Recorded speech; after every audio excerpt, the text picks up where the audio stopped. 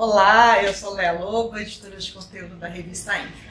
O Infra FM Talks de hoje tem o apoio do Danilo Vilela, que ele é diretor de marketing e produto da Vertical Garden, que é uma empresa de jardins verticais especializada em parede verde e paisagismo, tanto no mercado corporativo quanto no mercado institucional.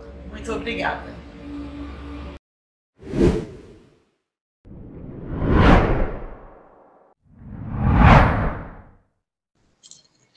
Bem-vindos a mais um Infra FM Talks. Essa semana a gente tem o aniversariante da semana, a gente está falando do Albélio Dias. O Albélio, ele é diretor da Agere Síndico, ele é responsável hoje também pela administração do condomínio Edifício Parque Avenida, que fica em Belo Horizonte, Minas Gerais.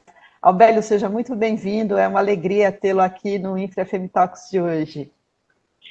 Obrigado, Léa, é um prazer estar aqui conversando com você, né? Eu acho que todos nós que estamos de frente de você repete a mesma coisa.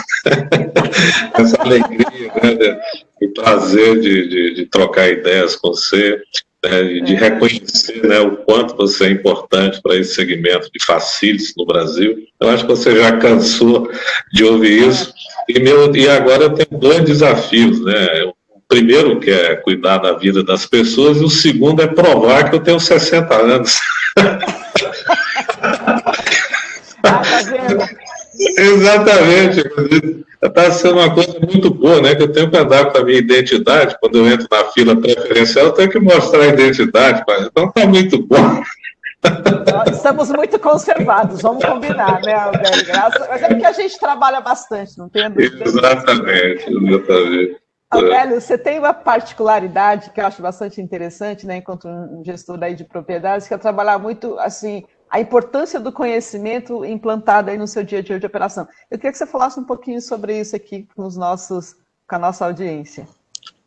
Com o maior prazer, né, Léo? Eu acho que o conhecimento, eu sempre, desde pequeno, né, eu já tinha o apreço pela leitura, né, de estudar muitas coisas. E depois, quando eu comecei a empreender, o conhecimento sempre foi a base de tudo que eu faço, né? Quer dizer, que é uma coisa que falta no Brasil, é as pessoas planejarem antes de fazer. Geralmente as pessoas saem fazendo as coisas sem ter um planejamento, né?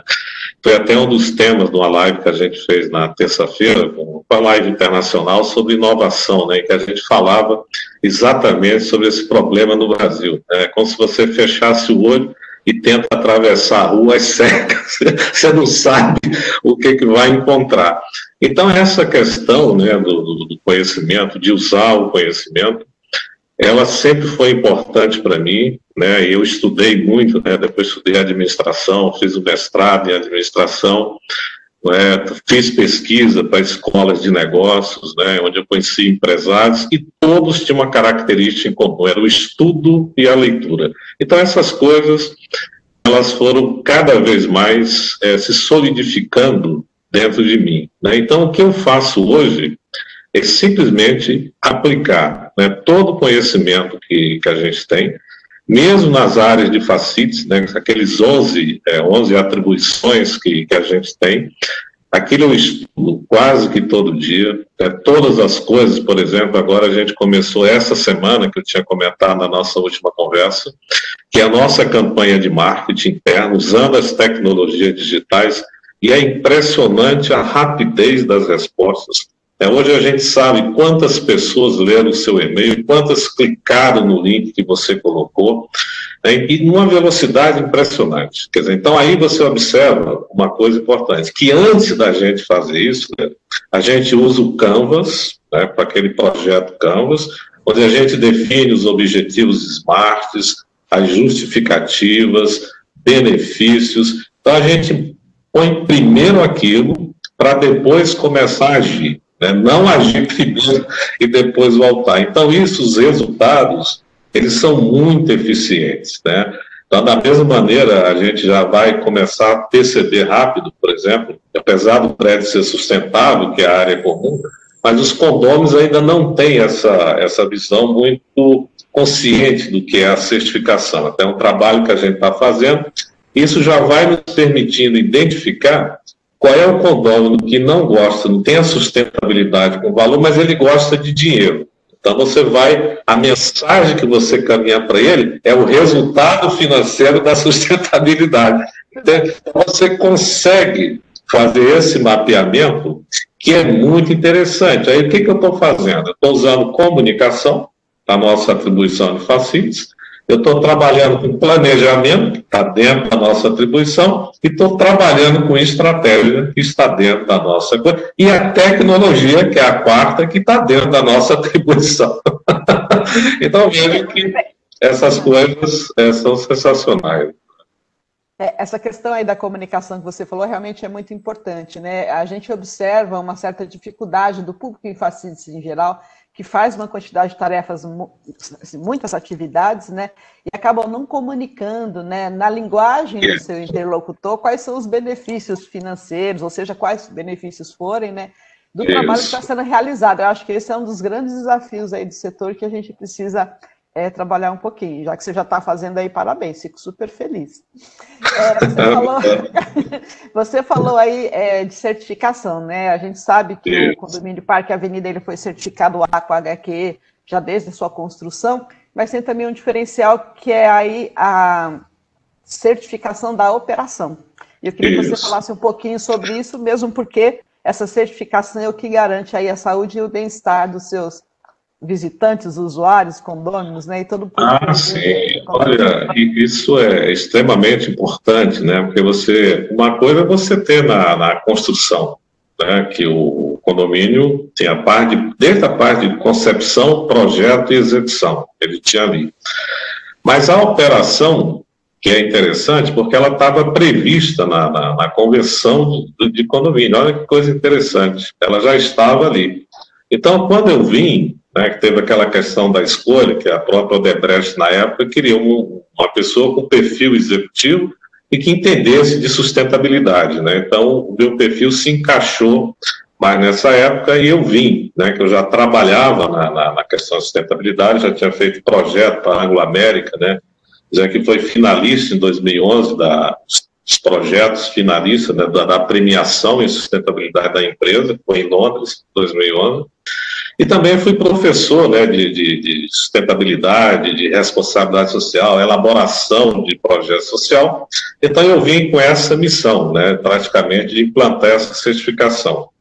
E aí a Inovatec era a empresa que nos deu consultoria, né, eu fui em São Paulo conhecer a Inovatec, né, aquilo que eu aprendi com a minha professora no curso de Facilities, né, que é conhecer seus parceiros. Eu fui lá, conheci. Sou eu. Exatamente. Né? Então, e a gente construiu uma relação muito importante, né? E a gente, em 4 meses, a gente conseguiu a certificação, e você participou, né? Foi em 2017, eu acho que em março de 2017, onde a gente conseguiu o quê? 10 estrelas, né? E um nível excelente, né? Um nível excelente, no total de 16, né? E aí a gente continuou o processo, nos 18 meses seguintes, a gente foi para 12 estrelas e já em excepcional. E agora, em 2018, a gente atingiu as 16 estrelas e nível excepcional. Quer dizer, então, na América Latina, o Parque Avenida ele é detentor da maior pontuação, né? E no Brasil, ele é detentor também de nível de operação, que é a parte do prédio em funcionamento, né? Então, essas duas características, elas são importantes aqui para nós. Agora, o processo, ele é muito longo, porque você trabalha aqui com 214 indicadores, quer dizer, é uma planilha gigantesca em que a gente monitora, e aí 55% disso é qualidade de vida, da certificação. Por isso eu estava vendo a entrevista do arquiteto Edo, né, que ele fez com você, em que ele fala do tripé. Eficiência energética nós temos aqui. Hoje nós já estamos com 400 placas solares. Os outros 30% a gente contratou uma fazenda solar da CEMIG, que a gente vai reduzir mais 18%. Então a gente está caminhando para ter autossuficiência em energia. A questão da qualidade do ar, que ele fala também, que a gente já monitora aqui constantemente. Olha, se eu tenho isso, aí entrando na parte mais mística, né, da coisa, todos nós somos detentores de energia, né, e nós trocamos energia com o meio. Então, se o meio é saudável, essa troca é positiva e eu vou ter um bem-estar, que ele chama lá do tripé. Então, a gente tem isso aqui, né? Talvez não 100%, mas a gente caminha para esse processo. Quer dizer, isso, neste momento agora, né, que é o que ele fala muito bem, que é o desafio, você garantir essas três coisas. Ora, se eu garanto essas três coisas e melhoro o meu processo de comunicação, de marketing, para mim entender as pessoas, que não só o condômino, mas também os visitantes, que a gente já vai começar na semana que vem, startar esse projeto, para me sugerir serviços para ele aqui dentro. Então, se ele vem aqui, pelo WhatsApp dele, olha, você pode ir ali na loja, você pode almoçar, nós temos esse cardápio. Então, você cria um ambiente, eu diria assim, de negócio sustentável, né, e produtivo. Quer dizer, então esse é o nosso desafio. Quer dizer, a gente faz uma mistura de facilities com execução, com escola de negócio. Acho que é importante, né? Você até expor tudo isso, porque a gente vê muito ainda, né, as pessoas usando a questão da sustentabilidade apenas como marketing. A gente pergunta para o pessoal fala, a gente usa a Copa assim, não sei o quê. E a gente está falando de uma grandeza muito grande, de um projeto, de uma gestão muito grande, né? E que as empresas têm que ver, na verdade, os benefícios, né, que a sustentabilidade, sim, que um projeto bem conduzido realmente traz de benefícios para a organização e para o bolso, né? Que está todo mundo hoje pensando no bolso.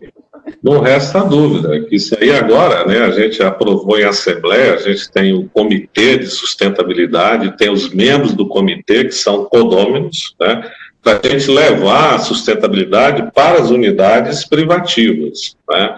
Então, a gente vai começar o projeto a gente até criou um selo, né? A gente contratou uma empresa de publicidade que a gente vai certificar, né, simbolicamente, as unidades que atingirem uma pontuação em sustentabilidade, né? Então, isso é uma coisa que a gente está criando, e o próprio professor Martins, da Fundação Rosolini, né, que audita a gente, que é representante do Aqua do Brasil, as unidades que quiserem ter a certificação Aqua também vão poder fazer. Então, a gente está trabalhando nesse sentido, mas é um projeto. Primeiro, você tem que acreditar, né, que a sustentabilidade é um valor pessoal, né? Inclusive, dentro das nossas diretrizes estratégicas, você tem que ter a sustentabilidade como valor, né? Por isso é que a gente tem os diálogos sustentáveis, né, que envolvem os colaboradores das empresas terceirizadas, né, em que a gente tem esse diálogo permanente. A gente cria até concursos internos, né, e premia aqueles, por exemplo, de fotografia. É um exemplo, a pessoa fala assim, sou sustentável porque tira uma foto que caracteriza a frase dela. Então, são coisas que você vai fazendo e que dão resultados, né? Agora, você mudar hábito não é uma coisa simples, porque o hábito ele fica na parte mais primitiva do cérebro, né, no limbo basal, ele está lá. Então, você fazer essa mudança é muito complicado. Você vê que até as pessoas, quando perdem a memória por alguma doença, ela continua repetindo os hábitos sem perceber. Ela escova o dente, ela toma banho, ela almoça, mas se você perguntar, você já almoçou, ela não sabe. Mas ela faz aquilo instintivamente. E os hábitos são assim, né? Inclusive tem um livro importante, né, sobre o hábito. Aquele livro a gente lê, né, discute para a gente poder tomar medidas que façam com que o grupo performe melhor, né? Então a gente tem também essa preocupação com a performance das empresas terceirizadas, né? Aliás, esse livro que você está falando, que é O Poder do Hábito, eu também digo que ele é muito legal, ele abre a cabeça da gente para um outro contexto, né? Sim. E agora, mudando um pouquinho, assim, a gente está falando hoje que as pessoas estão trabalhando de uma forma muito mais digital, né? Eu queria saber o que vocês estão trabalhando em termos de tecnologia para deixar o prédio mais digital também. Olha, isso aí é uma coisa... assim, porque a gente trabalha sempre com aqueles orçamentos, né, que é anual, né, que eles são limitados, né, muitas vezes. Mas o que a gente faz, primeiro que a gente está trabalhando, ontem a gente teve até uma reunião também, foi integrar todos os nossos processos, né? Então tem uma empresa, tem um sistema de gestão, e a gente tem muita coisa na operação do condomínio que elas não se comunicam, né? Então, se eu consigo fazer essa integração, o que eu estou... Aí os facilities não precisa ter medo. Porque se eu tenho a tecnologia na minha gestão, permite eu pensar como um gestor e não ficar fazendo operação o tempo inteiro. Quer dizer, eu vou ter estas ferramentas de gestão, né? Então, isso é uma coisa que a gente já começamos a trabalhar ontem, né? Agora, para o prédio, de uma maneira geral, como a gente está dentro daquele princípio, que é criar o melhor ambiente de negócios com sustentabilidade, que é a nossa visão. Então, tudo que nós fazemos é nesse sentido. Então, o que nós estamos experimentando, né, com a startup é o IoT. Então, nós estamos trabalhando com IoT nos elevadores. Se der certo, a gente tem uma startup, porque a gente, quando começou a procurar IBM, era muito caro você usar o IBM Watts. Então, a gente está fazendo isso com uma startup e os resultados estão sendo muito positivos, né? Que a gente fazer aquela manutenção preditiva, né? Eu saber em que tempo eu vou trocar um componente sem deixar acontecer, né? Então, você não para, né, a estrutura. Então, é isso que a gente quer. Quando a gente fala em ambiente de negócio, a estrutura tem que funcionar 24 horas o ano inteiro. Porque a gente tem, é claro que ela vai parar com a troca de peça, mas não por um defeito, né? Então, isso é uma coisa que a gente está trabalhando. A gente desenvolveu uma agenda, onde o condômino, ele agora tem autonomia para autorizar, né, quem são os visitantes deles, para quem vai ter aquele cartão de acesso.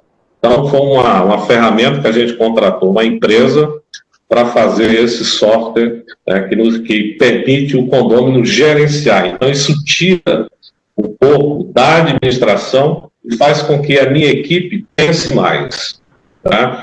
Da mesma forma, manutenção. Eu não estou dizendo com isso, eu vou demitir pessoas, mas eu quero que eles pensem mais, né, e tenham um trabalho mais eficiente. Buscar a eficiência. Não é que a tecnologia... Estou pensando em reduzir pessoas, não. Quero é tornar o trabalho mais eficiente. E isso não tem volta. Sim. Isso não tem volta, né? Agora, existe umas coisas, né, quando a gente fala assim, de tecnologia, tem umas coisas que é angustiante. Por exemplo, eu que dou aula à distância, na hora que eu compartilho, eu não estou vendo o meu aluno. Então, quando eu estou na sala de aula, eu percebo na expressão se ele está entendendo ou não. Agora eu não sei, aquilo é angustiante, né? Você pode, se o cara está entendendo, se não está. É a mesma coisa, você acorda de manhã, por exemplo, eu não fiz no almoço, porque eu ficava pensando assim, poxa, a minha equipe está lá, por que eu vou ficar em casa? Né? E se alguém adoecer e eu vou ficar em casa, não, eu tenho que estar lá. Então você fica assim, com essas coisas. Eu só tenho 40 anos, não estou lá no grupo de risco, não é verdade? Exatamente, né? Então, eu estou aqui no business, né? E está fechado, né? Porque a gente não pode ter reunião. Mas mesmo assim ele é limpo todo dia, né? Tem todo aquele processo do quaternário, tem que ter, né? Que é pra gente. E você vai ficando assim meio. O tempo vai passando, você vai vendo essa quantidade de gente morrendo. Aí você olha assim, poxa, gente, aquele prédio ali, aí você sai, às vezes até olhando, né? Às vezes você até faz de fiscal, sabe? Se está tudo ok. Mas eu acho que essa preocupação nesse momento ela é válida, né? Às vezes eu que trabalho assim com autonomia, né, com autogestão, mas às vezes você, nesse momento assim, a gente tem que, né, fiscalizar, porque a gente tem que ser o exemplo, né? Para o empreendimento. As nossas ações têm que refletir aquilo que a gente fala, né? Então, na hora mesmo eu tive uma conversa com o membro da equipe que estava na sala da vigilância sem a máscara, né? Quer dizer, olha o risco que ela está correndo e o mau exemplo que está dando, né? Aí você tem que conversar, mas de uma forma educada, né? Mostrando os perigos que isso está traz, né? Até falou, você já está multado em R$400 porque é a quarta vez que eu lhe pego que aqui em Belo Horizonte é R$100 a multa, né? Mas são esses cuidados humanos, né? E aí eu tenho uma dúvida, se a gente está ficando mais humanos ou se a gente está aprendendo a ser mais higiênico. Olha, do lado de cá, eu lhe confesso que eu estou ficando mais velhinha. A gente vai ficando mais velhinha, a gente vai ficando mais chato. Também tem isso, né? A gente vai ficando mais detalhista, né? Mais exigente. Não é essa dúvida. Mas como a gente tem aquele compromisso, né? E você tem uma causa que é muito importante, né? De conectar o Facites, né? E eu tenho a minha, né? Que é transformar as pessoas pelo conhecimento. Então isso é o que motiva a gente, né? A gente está se reinventando, né? Isso que você está fazendo é uma reinvenção, que a gente tem que buscar alternativas, né? E é muito legal isso. O angustiante seria o seguinte, né? Se estivesse ao vivo para muitas pessoas, assim, mas como é que as pessoas estão entendendo o que a gente está falando? Né? A gente que é professor, né? Eu sou professor até hoje na escola de engenharia, a gente sempre tem essa preocupação, né? Com ver se você está sendo claro, né? Para as pessoas, se as pessoas estão te entendendo, né? Da forma como você está falando. Então, isso é uma preocupação que você tem que ter, principalmente com o colaborador, né? Porque ele vai pôr em prática processos de operação, e se isso não for muito bem entendido, você pode ter consequências desagradáveis nesse processo, né? Porque uma coisa que eu falo é o seguinte, não é o erro em si, mas é a propagação. Como que aquilo reflete? Porque você tem que olhar para a organização, embora isso aqui é um empreendimento, você tem que olhar de uma forma sistêmica. Né? Às vezes um erro que você comete, aquilo tem uma propagação muito grande. Então é isso que a gente tem que pensar antes de agir. Né? Aquilo que eu estava falando. No Brasil, a gente age primeiro para depois pensar. Né? Então, o que eu tento fazer, que não é fácil, é pensar primeiro para depois fazer. Né? Por isso que a gente está cheio de canvas aqui. Você vai... Indo aqui já para o final da nossa entrevista, até para finalizar, eu queria que você deixasse uma mensagem aí para a nossa audiência, né? Mesmo porque, como todo mundo, você também teve essa experiência aí de já estamos indo para mais de 100 dias, 110 dias, né? Isso realmente muda um pouquinho a forma de como a gente faz gerenciamento. E se você tivesse que dar aí uma mensagem para a nossa audiência, que são Facilities e Properties, eu gostaria de saber qual é essa mensagem. Olha, eu diria o seguinte, né? Primeiro, a gente dá um tempo para a gente também, né? Porque às vezes você trabalhar em casa é muito cansativo, né? Então a gente dá aquela parada, né? Tomar um café, bater um papo com o filho, sei lá, alguma coisa, tentar quebrar aquela sequência, né? Que às vezes você tem. Então a gente pensar um pouco na gente também, né? Essa reflexão. E aí tem uma coisa, né, que eu vi lá as suas 3 aulas extras, né, tem aquele princípio de conhecer a si mesmo, né, que é um princípio, você vê do Aristóteles, né, que hoje parece que ele continua mais vivo, você vê que ele está vivo porque a gente está falando dele, né. Esse é um princípio importante, né, a gente conhecer nossas limitações, né, isso é extremamente fundamental, reconhecer erros, né, eu acho que a gente fazer essas autoanálises, ela é muito importante. E a segunda é estudar sempre, né? Nunca parar de estudar. É sempre procurar aplicar o conhecimento. Né? Eu nunca acreditei que você consegue fazer a prática sem o conhecimento. A gente não evolui pela prática. Né? Uma coisa que eu vi muito aqui na Fundação No Cabral, os empresários tinham uma prática muito grande, eles tinham uma visão de estratégia também muito grande. Então, você não vai ensinar estratégia, você vai complementar com o conhecimento aquilo que falta, né, para que as pessoas voltem para a sua empresa e continuem dando esse trabalho. Então, eu acho que não parar de estudar é fundamental. E ser mais humano, né, a gente olhar para as pessoas de forma mais humana. Né, que eu acho que os negócios, e aí vai ser uma grande cobrança das empresas, para as empresas, exatamente nisso. O que você fez por mim se eu dediquei a minha vida inteira para você? Então, acho que essa cobrança vai ser muito forte e as empresas vão ter que ser social, porque na sua estrutura, ela é um ente social, né? Embora ela talvez não tenha conhecimento disso, como a economia é social, não é matemática. Né? É tanto que o Philip Kotler, ele fala que o marketing é a economia do comportamento. Olha que legal. Então, a mensagem para dizer é isso: estudem, né? Nunca parem de estudar. É isso. Muito bem, professor. Muito bem, professor Abélio. Abélio, de novo, né? Foi uma alegria estar aqui com você hoje. Parabéns pelos seus 60 anos, que a sua vida continue sendo iluminada, que você continue com o seu sorriso, que a gente continue com o nosso sorriso. Porque uma coisa que faz um grande diferencial também nos relacionamentos, a gente está sempre sorrindo, né? Sim. A gente troca essa energia positiva, isso acho que é muito positivo. Claro, você vê 10 minutos sorrindo, seu corpo já relaxou, né? Isso é uma terapia. As pessoas estão perdendo essa capacidade de sorrir, né? Porque é lamentável, né? Então, tá vendo? Tivemos aqui 20 e poucos minutos de terapia hoje, tá vendo? Abélio, fica com Deus, um abraço. Um abraço a todos. Tchau, tchau.